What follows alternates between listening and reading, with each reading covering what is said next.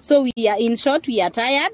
We want to be confirmed. Failure to that, we are not going back to school. We cannot go all the way to Marti or Galbatula or Oldonyiro to earn 17,000. It's better even to do side hustle and you get that money. JSS wanatumia vibaya.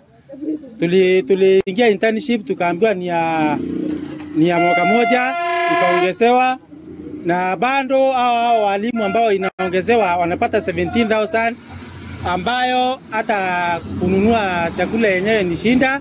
Wengine tunaingia distance ndefu sana kwa areas ambazo tunafunza, tunatumia transport na vitu mingi zile ambazo tunahitaji kama wale wengine, lakini sisi ndio wale ambao tunalipwa ile pesa ndogo kabisa.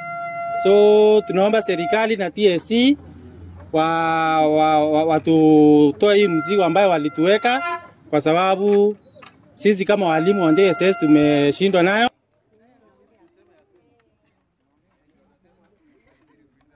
Na ripoti iyo niyo igukorwo igitweka muikiga gwikire ndugathie haraya ni turacokeraria na mangi maingi.